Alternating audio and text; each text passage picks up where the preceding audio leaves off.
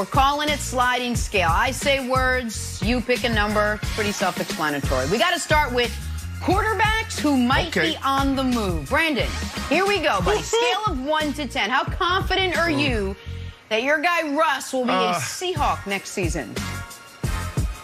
Yeah, I started this week at a 7.5, and after his interview with Dan Patrick, I'm at a 5 right now.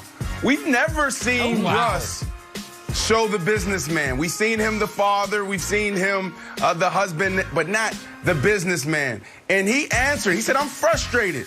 Man, I remember a time, Nick, and I'll be quick here. I remember a time it was week 3, week 4. We're flying in from a game. It's like midnight, 1 o'clock in the morning. Everybody's going home. Russ and I were like, let's get a jump start on the week. Let's go hit the tubs, hot tub, cold tub, contrast. So I'm sitting there. I'm old. I'm done. I knew this was my last year. I said, Russ, my body hurts. There's no cameras. There's nobody around. He said, Brandon, what are you doing? He said self-talk. Everything's positive. That is who Russell is. So for you to see him on a national show talk about, being frustrated and leaning into something that could potentially come off negative, that's a big deal. So Brandon's obviously right about all the analysis there. I still think the number is a 9 because I don't think the Seahawks are insane. It would be categorically insane to let this get worse than it is. I told Wilds this before the show. I think we've all seen the GIF on the internet of the guy. He's wearing like a chef's outfit in his kitchen with a pot of boiling grease that's boiling over, and he's debating whether or not he's going to drop the chicken in. And he ends up dropping the chicken in and the whole kitchen explodes. Right now, the Seahawks are the pot of boiling grease. And they have the choice. Are we dropping the chicken in, or are we very carefully turning the burner off? Turn the burner off, Seattle, and everything will be fine. Yeah, little charred curtains, that's it. Give Russ whatever he needs. He wants to make a draft pick? Fine. He wants to pick a free agent? Fine. He wants Sierra to be the head scout. You know what? See if it works in her schedule. Whatever it takes to keep Russ happy, make it so do it. So it's a 9, Wilds. I think they'll do that. See, I'm going lower. I'm going with a 6. The fact that Seattle is getting so many calls is just really weird. Like, we know Mahomes is not getting any calls. We don't think Brady's getting any calls. I don't think Washington is fielding calls for Chase Young. I don't think Seattle's fielding calls for Joe Burrow. So the fact that there's multiple reports that they're getting multiple calls from multiple teams and Russ is out there on an interview tour, we could easily just clam up and not say anything. Makes me think that it smells like a 6. Smells like a 6.5, but I brought it down. It's feeling very like a 6 to me, like very Drake-ish. I like it. We're all over the scale on that one. Let's see how we do with this. All right, Deshaun Watson. The QB wants out of Houston, but Houston doesn't want out of their QB. Brandon, scale of 1 to 10, how confident are you Deshaun Watson will be a Texan next season? This is a 1, Jenna. The man told us what he wanted. He said, I don't want to be here. Trade me. He said that. We know that. So move on. Stop trying to hold this guy. Like, there's this word that get thrown around with our executives. Nick used it earlier on in the show, the precedent. This is the precedent. If we set the precedent, if we let you go, the guys that follow is going to ask for the same thing. Well, Stafford he asked for his ticket out. He got out. Aaron Rodgers, if he wants to get out, he can get out. Let Deshaun Watson go. This makes sense. There's a changing of guard now. No longer are players saying, you know what, I'm going to put all my faith and hope into the organization, this general manager and this owner that's going to dictate what my career is going to look like, what my legacy is going to be. Now guys are teaming up saying, you know what, let's do what the basketball guys are doing. Let's go find the perfect situation. Deshaun told us exactly what he wants. He wants out. Let the man out. So I think it's a 3. Because, A, I never put it past the Texans organization to act totally illogically. B, I think that they are currently, like, almost acting spiteful. When you see they fired the equipment manager, who happened to be one of Deshaun's favorite people, it's almost like they keep upping the ante. And C, I'll go to the other team in Houston. James Harden is not currently on the Rockets, but he did start the season on the Rockets, and it took that press conference to finally break the dam. So I wonder if come week 1, they're going to dare Deshaun not to show up. And if he doesn't show up, then they start doing the real trade conversations. So I'm going to say there is a chance, Wilds, that he starts the season with the Texans, even if he should.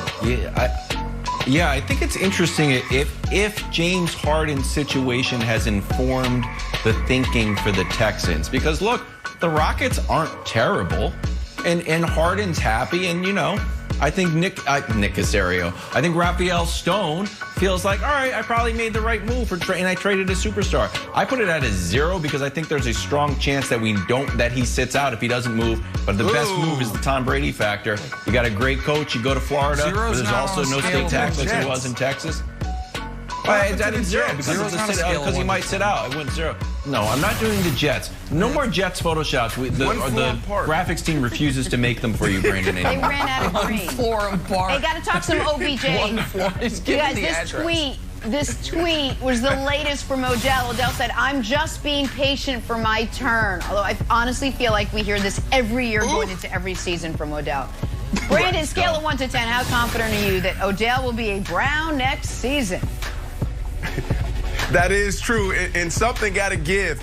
Do you follow this guy on Instagram? Do you see how he's working out right now? This dude is working out like a madman. Yes. He is so locked in. He is so focused. And Jenna, he is not going back to Cleveland to catch 70 balls. No shot. All this work that he's putting in right now is not to go back to catch 70 balls and get 3 or 4 targets a game. So this is at a 3. Nick, I think this dude is going to be out of here soon. So I also had it at a 3 Sunday afternoon, but it's now a 4 because I think one of his potential landing spots, sadly for me, has been removed from the chessboard, and that's the Chiefs. Ooh. I think if the Chiefs had won the Super Bowl, they would have just tripled down on what they've done. Speed, talent, outscore you. And I think they would have offered the 32nd pick, their first-round pick, for Odell. But because the Chiefs lost the way they did, I don't think they can justify using any resources on anything other than offensive linemen and getting stronger and tougher. So with the Chiefs off the board, the odds of him staying in Cleveland go up just a tick. So I call it a 4, Wilds. Okay, I went with a 7, but it's a strategic 7 because the stuff that I wish for rarely happens. So if I put it really low, this wouldn't happen.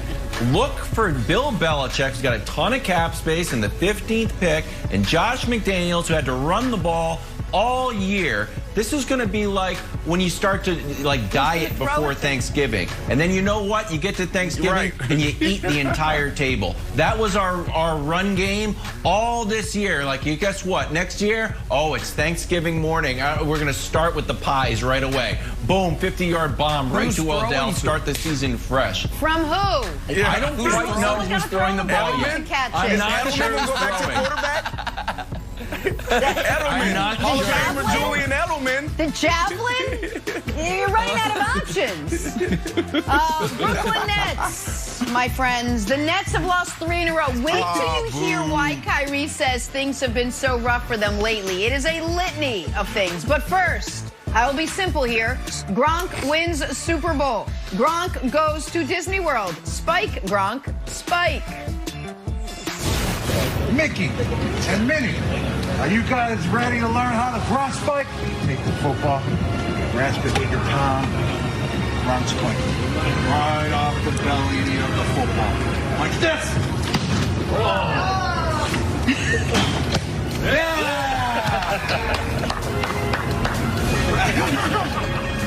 Good job, Mickey. Minnie, what do you think? Yeah.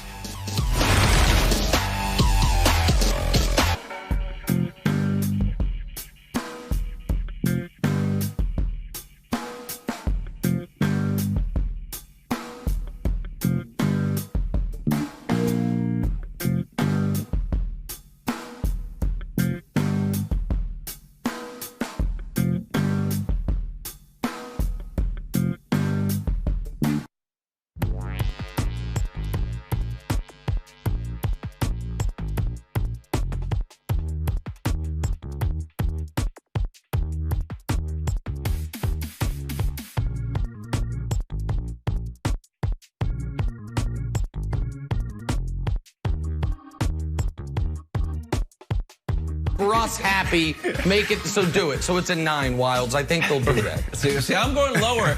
I'm going with a 6. The fact that Seattle is getting so many calls is just really weird. Like, we know Mahomes is not getting any calls. We don't think Brady's getting any calls. I don't think Washington is fielding calls for Chase Young. I don't think Seattle's fielding calls for Joe Burrow. So the fact that there's multiple reports that they're getting multiple calls from multiple teams and Russ is out there on an